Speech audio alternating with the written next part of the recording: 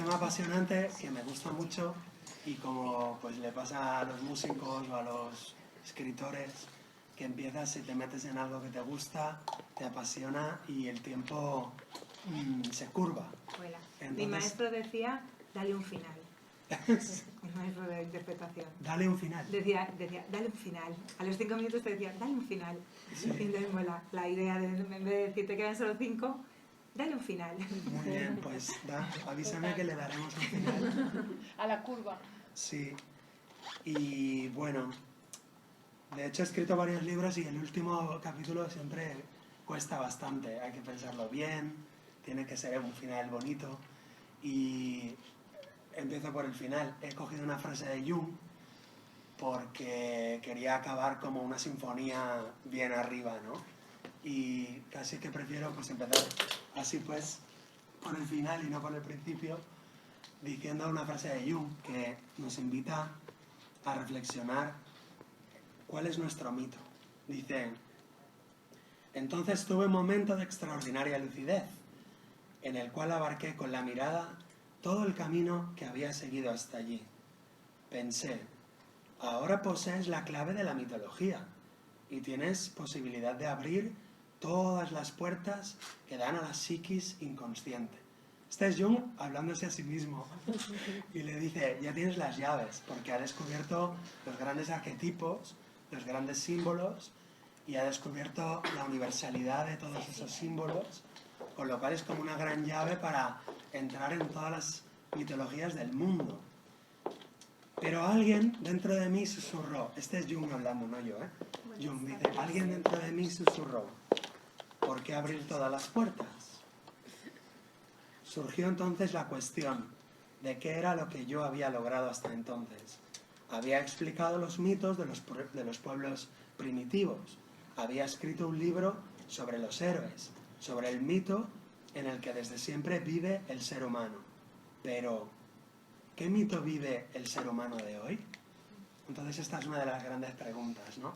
La humanidad ahora, en estos momentos de la historia, estamos en un punto de la historia raro, extraño, complejo, en el que no tenemos un centro como civilización y por lo tanto no tenemos un mito central o un mito civilizador, así como sería Hércules en Roma o Jesús en la cultura católica, o ese mito central, pues no lo tenemos claro. De hecho es una época en la que se mezclan mitos de diferentes culturas, épocas y pseudomitos como la búsqueda del dinero o la búsqueda del placer o la búsqueda de la identidad superficial, son pseudomitos, ¿no? Y él dice, entonces, si ya no tenemos mito, ¿cuál es el mito en el que tú vives? Le preguntaba Jung a Jung, ¿cuál es el mito en el que tú vives? Porque esa es la siguiente pregunta. Aparte del nivel colectivo, el nivel individual. ¿Qué mito está viviendo cada persona? Y acabé el libro con esto porque me dijeron darle un final y no sabía bien cómo acabarlo. Y de alguna manera la idea es que más allá de que cada uno viva el mito de Ulises o el mito de Jesucristo o el mito de Vishvakarman o de Ulises o quien sea, el alma humana está viajando por este universo y tiene que enfrentar diferentes pruebas y el viaje del héroe es un mapa conceptual, un mapa esquemático que nos puede servir a todos. Por eso tiene esa cualidad de universalidad, es universal. Más allá de que cada uno esté viviendo, digamos, su mito personal. Pues estoy viviendo el mito de Artemisa. Soy guerrera, me voy a las manifestaciones, defiendo a las débiles, no tengo hijos, estoy encarnando el mito de Artemisa en este caso, ¿no? Y más allá también de que una persona a lo largo de su vida va encarnando diferentes mitos y diferentes arquetipos. Pero sea cual sea el arquetipo que cada uno vive secretamente o inconscientemente, la idea es que el viaje del héroe nos sirve a todos, porque son como unas pruebas paradigmáticas universales que nos pueden venir bien a todos. Bien, entonces, digamos que como hoy nos tocará hablar de astrología de aquí a un ratito con Rocío, pues viene bien relacionar el viaje del héroe con la astrología, porque en una clave el Sol, viajando por el universo, por las diferentes casas zodiacales, es el héroe o la heroína que todos somos. Representa, como ella nos dirá, o no, pero ya luego lo enlazaremos, el Sol es una especie de arquetipo o símbolo de la conciencia, que es una conciencia superior, pero que está encarnada y por lo tanto atravesando pruebas, peligros. Por eso el Sol va atravesando las diferentes casas zodiacales, enfrentando pruebas, situaciones, obstáculos, etc. Y siguiendo un poco con la línea de Jung, pues Jung nos dice que el alma humana tiene un destino, que el alma humana tiene una teleología, tiene una finalidad. Es decir, él descubre, pensar que es un hombre, pues en el siglo XX, en los años 10 o 20 del siglo XX, está trabajando de psiquiatra, empieza a hacer análisis de sueños, conoce a Freud, ya sabéis un poquito la historia de Jung. A mí es que es un personaje que me encanta. Y entonces se calcula que él analiza como unos 100.000 sueños en toda su vida, o sea, miles y miles y miles y miles de sueños, de él y de sus pacientes. Y claro, se va convirtiendo en un hombre que tiene dos opciones, o se vuelve loco o se vuelve sabio. Creo que las dos cosas. Pasó una temporada de locura total y luego se volvió un hombre sabio, creo yo. Y él nos dice que el alma humana, digamos la conciencia, tiene una finalidad que no está, digamos, lanzada en el caos o en la casualidad, sino que hay unas leyes que rigen el universo y hay unas leyes que rigen la psique, o sea, la mente. Tiene unas leyes, no está improvisando, sino que hay una serie de leyes, igual que hay leyes cósmicas que rigen la materia, los átomos, la electricidad, hay unas leyes que rigen la mente y el desarrollo de la mente. Y una de las cosas que va descubriendo Jung es que el ser humano tiene que ir unificando los opuestos. Esta sería una de las leyes de la mente, lograr la unión de los opuestos, sintetizando de dos opuestos irreconciliables un tercer elemento que sería como el hijo del padre y la madre, que tiene una función trascendente de equilibrar lo consciente y lo inconsciente, lo masculino y lo femenino, etcétera, etcétera. Y él va descubriendo que esa, digamos, síntesis alquímica es la finalidad del alma. ¿Para qué? Pues para que el alma llegue a ser quien es. ¿Y eso qué significa? Misterio total. Que el alma pueda expresar toda la fuerza, todo el poder, todo el amor, toda la sabiduría que ha podido acumular a lo largo del tiempo y que lo exprese de una vez en alguna de las encarnaciones. Y finalmente el alma sigue hasta, digamos, volver al mar, como la gota del río, la gota de agua que vuelve al océano. Y eso también está en las tradiciones orientales, en el taoísmo, en el hinduismo, en el budismo, etc. Entonces, el viaje del héroe nos ofrece un modelo en 3 partes, que las vamos a analizar un poquito, y también podemos hacer algunas preguntas si queréis, porque claro, para hacerlo un poco más práctico, a lo mejor podemos hacer la primera parte, lanzo algunas preguntas de reflexión, algunos retos, o sea, lo que nos vamos a encontrar. Hacemos un poquito de preguntas, pasamos a la segunda parte, lo digo para hacerlo más práctico, porque en vez de haceros una meditación o un ejercicio, yo que sé, de media hora y acabar la exposición, prefiero que hagáis preguntas. Además también veo pues que casi todos somos colegas del mundo de la terapia, del coaching, del desarrollo personal, espiritual, etcétera, etcétera. Entonces, bueno, es una responsabilidad para mí hablar delante de vosotros, qué morro que tengo para hacerlo, pero me atrevo y creo que con las preguntas lo enriqueceremos más, porque saldrán diferentes necesidades o ángulos, y mi idea es también serviros, o sea que en lo que yo pueda ayudar o compartir, si yo puedo aclarar algo que no os quede claro o que no queráis saber, estoy a vuestro servicio. Lo que pasa que veo que probablemente os diré cosas que ya las sabéis. Quizá muchos de vosotros pues lo habéis oído 1000 veces esto y no os aportó nada nuevo. Así que os pido disculpas si os pasa eso. Para nada. Entonces, las tres partes del viaje del héroe. El héroe lo ha dividido Joseph Campbell, que es digamos, la otra pata de mi libro, ¿no? Una sería Jung, la otra sería Joseph Campbell. Joseph Campbell publica El héroe de las mil caras en el siglo XX, allá por los años 50-60. Él es un mitólogo estadounidense y estudia toda la mitología universal. Es de la escuela de Houston Smith, de aquella época pues del humanismo, de la psicología humanista. Empieza la psicología transpersonal en Estados Unidos, California, etc. Una época muy interesante, ¿no? Y este Campbell pues estudia la cultura ancestral, preindustrial, antropológica de muchas culturas del mundo y la mitología. Y descubre, se da cuenta que todas las historias de héroes y heroínas siguen las mismas, digamos, estructuras básicas. Eso sí que lo sabíais todos, ¿no? ¿Sí? Vale, entonces vamos más rápido. Y la estructura es el héroe o heroína. Siempre que diga héroe, será héroe o heroína, porque el viaje es para el héroe o para la heroína, da igual. Al final es el alma, y el alma, creo yo, que tiene sus matices y sus colores, pero en el fondo, el alma, creo yo que no tiene ni edad, ni sexo, ni género, ni color, ni cultura, ni nada, en su esencia, creo yo. Entonces, la primera fase es lo que llaman la partida. El héroe o la heroína está en su mundo ordinario, ya lo conocéis. Recibe la llamada a la aventura a través de una piedra mágica, de un animal que le habla, de una enfermedad, de una plaga que hay en el reino. La llamada a la aventura puede venir a través de cualquier cosa. Y a nivel de terapeutas, lo que me parece interesante es que como profesionales de la salud podemos entender la enfermedad, la crisis, como esa llamada a la aventura.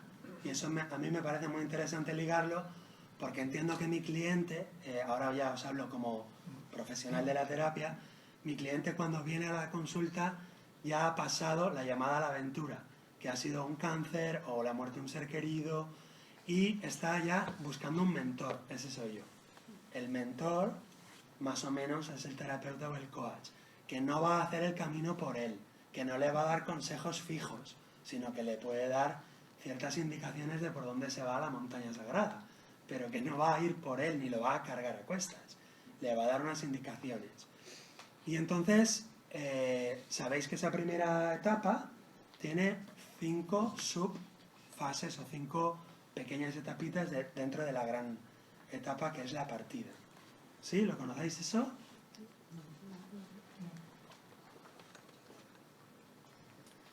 Entonces, la llamada a la aventura, el rechazo a la llamada, muy importante también este punto, porque todo el mundo ha rechazado la llamada cuando la llamada le insiste. Digamos que todos los humanos pasamos por ahí. No, ahora no quiero, ahora no me apetece, ¿por qué te mueres ahora? O ¿por qué ahora tengo una enfermedad que me deja en la cama sin poder hacer nada? Es decir, el rechazo a la llamada es muy típico. La ayuda sobrenatural es cuando aceptamos la llamada, es como una energética que se produce, que cuando la persona la acepta la llamada dice, venga, pues sí, aparece la ayuda sobrenatural. O puede venir un poco antes, un libro, una persona, una película. El cruce del primer umbral, que es, pues, salgo de la vida cotidiana. Voy a casa por otra calle por la que nunca voy. O decido apuntarme a un retiro. O me voy a comprar ese libro que intuyo que me va a servir. Entonces, el cruce del primer umbral lo veis en todas las películas, cuando Luke Skywalker sale de su planeta para ir a hacer su misión, o cuando Frodo Bolsón sale de la comarca donde está cómodo con sus hobbits. ¿Habéis visto esas películas, más o menos? O sí, algunas de esas, ¿no? Entonces es muy interesante ese cruce del primer umbral. Aquí en el libro le he dedicado a cada capítulo, digamos, la parte estratégica, es decir, ¿qué está pasando? Universalmente, porque es universal la estrategia. Tácticamente, ¿qué táctica podemos hacer para resolver o afrontar eso? Y ahí ya no es universal, ahí ya la táctica es de las ideas universales, cómo las aplica pues María o Juan o Héctor o Luna en su vida cotidiana. Entonces la táctica es, digamos, la aplicación de las ideas universales en el terreno de batalla que tú tienes. El terreno de batalla para uno es una colina, para otro es un desierto, por eso los generales, los militares, diferencian la estrategia de la táctica. La táctica es adaptación al terreno. Y entonces en la táctica siempre pongo en cada capítulo tácticas que pueden funcionar, digamos, tanto para el que está pasando esa etapa a él, como para el terapeuta que está acompañando a una persona y detecta que esa etapa no la ha pasado bien, o que sigue atrapado en esa etapa. Por ejemplo, viene a la consulta, pero lleva ya 5 consultas que es que mi marido no me deja venir, que es que mi marido no quiere que venga a la consulta. Entonces, el guardián del umbral, que es el marido, ¿veis? Entonces ella no ha resuelto el guardián del umbral y quiere seguir avanzando, pero el guardián del umbral le sigue franqueando el paso, ¿veis? Entonces retrocedamos, vayamos a ver qué pasa con el guardián del umbral y cuál es la estrategia universal, cuál es la táctica que se puede aplicar en cada terreno y finalmente en cada capítulo hay unas técnicas para, digamos, aplicación práctica. Pues escríbele una carta a esta persona o pues haz una lista y pones en 2 columnas por qué sí y por qué no, para coger energía.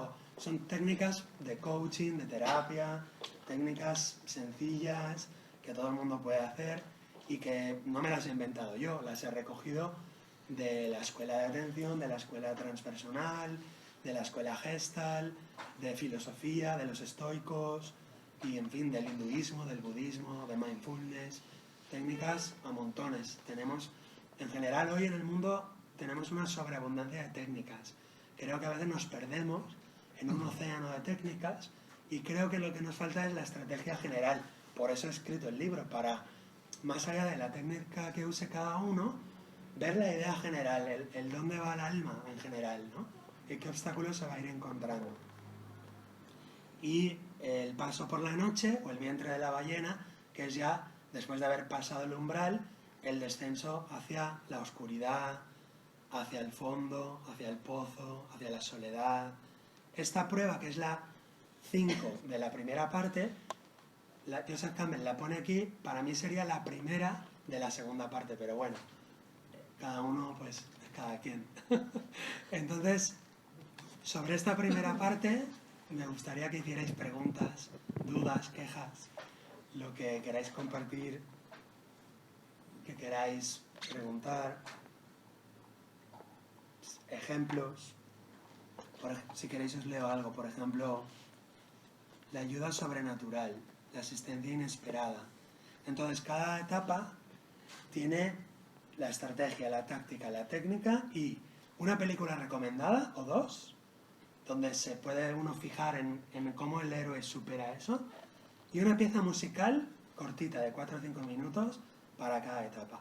Que mi sueño algún día es hacer un taller, pues no sé, de 6 horas o de 8 horas, y hacer cada etapa con una técnica, pues venga, todos al suelo, vamos a visualizar, o vamos a hacer una pequeña constelación, y poner la música para cada etapa, o sea, y escuchar, ¿no? Porque los músicos están expresando de una manera suprarracional la tensión que ocurre ahí en esa etapa. Y cada música está muy bien seleccionada, no lo he hecho yo, se lo he pedido a un amigo mío que es director de orquesta, porque cada música expresa si es en masculino, si es en femenino, si hay confrontación, si hay armonización. Entonces cada música es increíble, expresa bastante bien lo que está pasando en el alma de ese viajero, de ese héroe. Así que os recomiendo que si os leéis el libro, os pongáis la piececita en YouTube y al final está la lista con todas las piezas y en mi canal de YouTube están las 17 piezas para que no las tengas que buscar y las vas clicando. Y entonces aquí una de las técnicas es, como propuesta de autoindagación, hacer el árbol transgeneracional. ¿Por qué? Porque estamos en la partida y en el árbol transgeneracional, que es algo que yo trabajo bastante, ahí se ve en el árbol los programas que nos atan y no nos dejan partir. También vemos en el árbol quién es nuestro maestro, cada uno tiene un maestro en el árbol, Igual que somos dobles de alguien en el árbol, también tenemos a alguien del árbol que es nuestro maestro, pero puede ser una persona o un acontecimiento. Puede ser la muerte de una persona, puede ser la boda de mis abuelos, puede ser el día en el que murieron en un accidente de tráfico varias personas. O sea, el maestro se sabe por numerología, puede ser una persona, un evento, un matrimonio, o un muerto, o un aborto, en fin. Y bueno, yo sugiero a lo largo del viaje del héroe diferentes técnicas de autoconocimiento y de autoindagación, como ya os digo, las constelaciones, en este caso, realizar el árbol transgeneracional en esta etapa. Y hacerse una serie de preguntas, como por ejemplo, ¿cuál es el drama de la vida de mi madre? En una frase, ¿cuál es el drama de la vida de mi madre? Si no la conociera, si lo viera desde lejos, el drama de la vida de mi madre es el dinero, o el drama de la vida de mi madre es los hombres, o el drama de la vida de mi madre es la enfermedad. Y son preguntas de autoindagación en cada capítulo que nos van a servir para ir identificando qué estamos repitiendo, a qué estamos siendo fieles y qué nos impide hacer nuestro propio viaje. Porque la idea es que la primera mitad de la vida estamos de alguna manera repitiendo las cosas de la familia, los programas infantiles, las heridas de la infancia. ¿Sabéis? Bueno, Luna es experta en esto, ¿no? Las heridas de la infancia que configuran, alrededor de la cual se configura el yo adulto, digamos el ego, digamos que si no se resuelven, si no se curan, si no se sanan, todo el desarrollo vital de ese ser humano será una repetición de esas heridas una y otra vez. Entonces, claro, en el viaje del héroe hay que ir cortando, limpiando, saneando, observando todas esas cosas, ¿vale? Veo que nos resulta ajeno esto, ¿no? ¿Os resulta conocido todo esto? Sí, ¿no? Bien. Entonces, en el paso por la noche, en el vientre de la ballena, pues los alquimistas dicen, para que las ramas de un árbol lleguen al cielo, sus raíces deben llegar al infierno. Y esto es muy interesante, es una de mis especialidades, que es ir al infierno. Yo, a veces cuando me preguntan les digo, es que mi profesión no es muy glamurosa. Soy como un desatascador de desagües y aguas negras, esos camiones que dicen pozos negros. No tiene mucho glamour mi profesión, me he especializado en eso, no sé por qué, igual que cada uno pues se especializa en paz, o en niños, o en la crisis de la mitad de la... ¿Quién era? La crisis de la mitad de la vida, qué interesante. Pues eso, cada uno, pues a mí lo de ir al infierno me gusta, y entonces, quizá porque me leí la Divina Comedia varias veces, y me gusta ir a la cara oculta de la mente, y ser capaz de entrar ahí en el inconsciente, con esa persona, con ese cliente o clienta o paciente y de alguna manera entrar allí con ese respeto, ese amor, esa capacidad de no juzgar lo que veas, pase lo que pase. Descuartizamientos, yo qué sé, una persona fornicando con una cabra, una persona colgada de los pies vomitando, sangre, ríos de pus, o sea, cualquier escena, lo más dantesco que os podáis imaginar, está en el inconsciente de cada uno de nosotros, en el inconsciente personal y en el inconsciente colectivo. Y entonces en la fase esta, que es como digamos el inicio de las pruebas duras, es maravilloso que la persona pueda verbalizar su letanía de los muertos, como le podemos llamar, que la persona llore y diga, ay, ay, ay, cuánto me quema este fuego, simbólicamente hablando, o cuánto me duele esta cruz, o cuánto...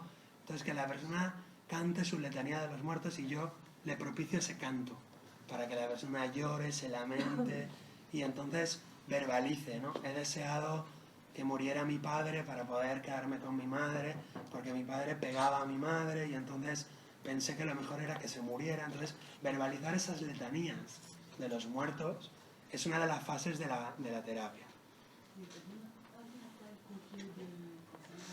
Y entonces aquí, por ejemplo, como preguntas de autoindagación, describe los 3 pilares más sombríos de tu personalidad. ¿Qué es lo que más miedo te da? ¿A qué es lo que más miedo le tienes en la vida, en todo, ¿no? Al dolor físico, dicen que hay 3 miedos fundamentales. El dolor físico, la soledad, que sería el dolor emocional, o la locura, sería el dolor mental. Entonces, sea lo que tenga mi cliente, mi paciente, lo vamos a enfrentar. También es verdad que no siempre hacemos el círculo con toda la profundidad en cada lugar, sino que a veces hacemos un círculo de una manera como más superficial y luego, digamos, se puede hacer una segunda vuelta por todo el periplo de una manera mucho más profunda. Porque esa es una de las preguntas que se suele hacer, ¿no? Este viaje del héroe, que es toda la vida, desde que naces hasta que te mueres, en una clave es el viaje de la vida, digamos de la encarnación. En otra clave es el viaje de una persona que le dicen que tiene cáncer, se enfrenta, llora, acepta, resuelve, y o bien se cura o bien se muere. Ese es un viaje del héroe.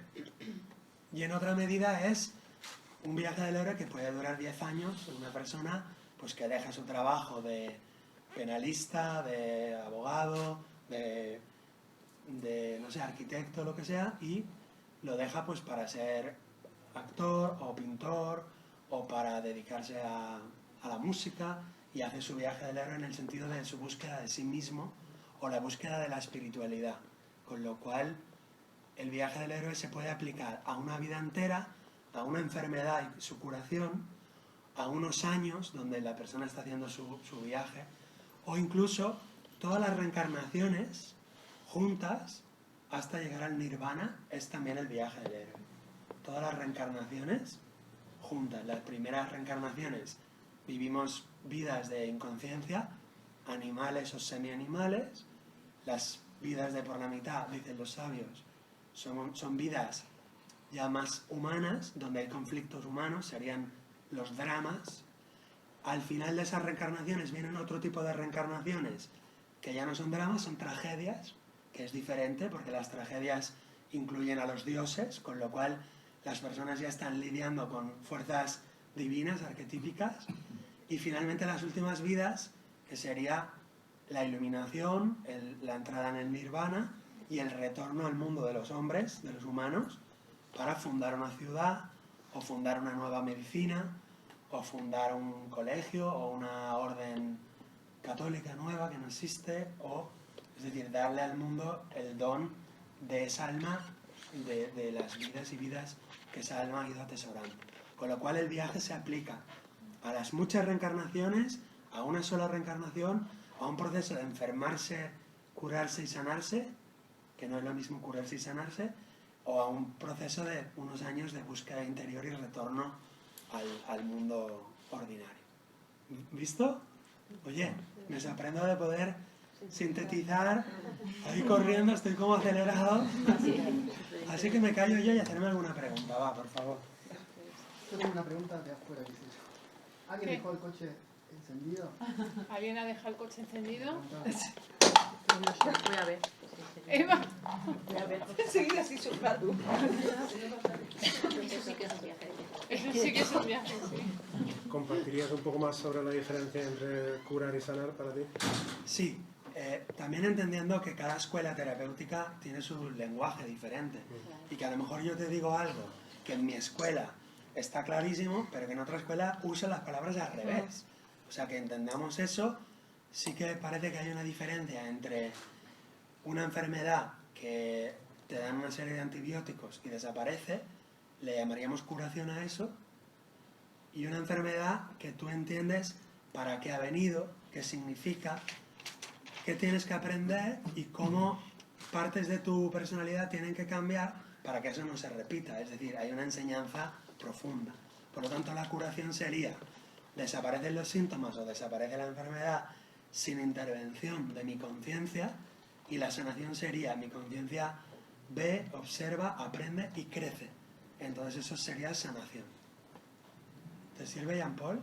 Sí, o sea, que puedo repetir lo que he escuchado ya. O sea, que curación sería una forma de entumecimiento y sanación sería una forma de despertar. Sí, pero no nos gusta entumecimiento porque se ve como algo peyorativo y la curación a veces es necesaria para que la mente quede libre y siga reflexionando y siga viajando. Y a veces no hay sanación, a veces hay curación y la sanación vendrá cuando haya conciencia más adelante, pero la curación no la negamos, ni la insultamos, ni la maltratamos. La queremos también, pero simplemente no nos da puntos concienciales, o sea, no cuantifica porque no hay una intervención de la conciencia. Entonces, de alguna manera, no hay una lucha y un aprendizaje interior, pero es necesaria y a veces deseamos la curación porque no tenemos tiempo o ganas para la sanación. Bien, venga, ¿qué más preguntas? ¿Se parece a la astrología? Bueno, sí, que iba viendo ahí cosas según ibas hablando. No sé, yo es que no tengo ninguna pregunta porque lo veo muy claro. Bien. O sea, lo veo nítido. Sí, muy bien Estoy deseando explicado, muy que avancemos. bien A ver. explicado. A ver. Entonces, en la partida, el guardián del umbral puede ser la mamá, un hermano, el marido, y la idea es Tú que... mismo también, ¿no? Uno mismo, sí, sí. La Que idea se tiene como... Sí, lo que pasa es que cuando es la hermana o es el padre o es tal, también es uno mismo. Entonces a mí me gusta decir que cuando es tu padre el que te está frenando, o tu hermana, o tu marido, o tu esposa, que no te deja ir al terapeuta, que no quiere que cambies, que no quiere que crezcas, también me gusta decir que eso también es uno mismo. Simplemente que se está reflejando a través de esa persona.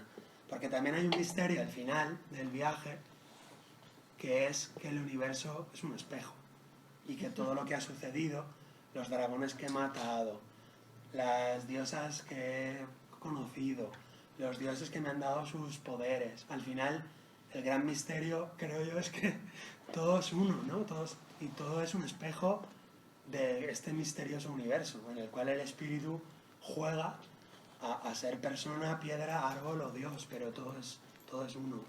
Y al final la responsabilidad, y por eso la sanación, viene por no odiar al guardián del umbral, sino bendecirlo y descubrir que lo que me está diciendo, no porque mira te vas a quedar solo, no porque te van a criticar, no porque si te curas de esa manera tu médico se enfadará. Entender que lo que me está diciendo la esfinge o el guardián del umbral es una de mis voces. Entonces eso es bueno. Pero eso lo vamos a aplicar a todo, a los dioses, a las diosas, que es donde vamos ahora. ¿Vamos ahora? Sí, sí, vamos. Segunda parte. Las pruebas y las victorias. Sí. Hablamos de la ballena. Hablas de que las partes es como si... Sí, habla más fuerte que te digan ella. Cuando comentas el viaje del héroe es como si fuese la personalidad la que va haciendo el recorrido, ¿no? Pero podría ser que también el alma tuviese esos pilares sombríos que tiene que atravesar, o el viaje del héroe se basa simplemente en lo que es la personalidad, pero se proyecta en el alma. Buena No sé si me he pregunta. explicado. Buena pregunta. Tenemos un problema siempre con las palabras y más adelante tendremos más problemas con las palabras. La palabra personalidad. Para uno significa una cosa, para otro significa... ¿Cuál ha sido la pregunta? Es que no la hemos... Si la personalidad es la que recorre el viaje del héroe, ¿esa es la pregunta? ¿Qué es la personalidad? Volvemos a tener un problema con las palabras. Para algunas escuelas es algo psíquico, psicológico, la personalidad. Para otras escuelas, la personalidad incluye lo físico, lo emocional y lo mental. Pero en general, personalidad viene de máscara. Para sonare, en latín, de ahí viene la palabra persona, personalidad. Por lo tanto, la personalidad es una máscara. Entonces, el que recorre el viaje del héroe no es exactamente la personalidad, sino que el héroe puede llevar la máscara puesta, lleva la personalidad puesta, pero el héroe entonces ¿quién es? Es la conciencia, es el alma, digamos. La personalidad la lleva puesta y se la irá quitando a lo largo del camino. De hecho, se le tiene que ir cayendo toda la máscara, por el camino se le van cayendo las máscaras. Igual que Ulises, por el camino va perdiendo a todos los compañeros, se van muriendo, los van matando. Significa Ulises el centro de la personalidad, el alma, y todos los personajes que acompañan a Ulises van muriendo por el camino y al final llega él solo a Ítaca. quiere decir que se le han caído todas las máscaras y su propia personalidad se va destruyendo por el camino. ¿Qué te parece? ¿Te gusta? Sí, y entonces también Nadie quiere que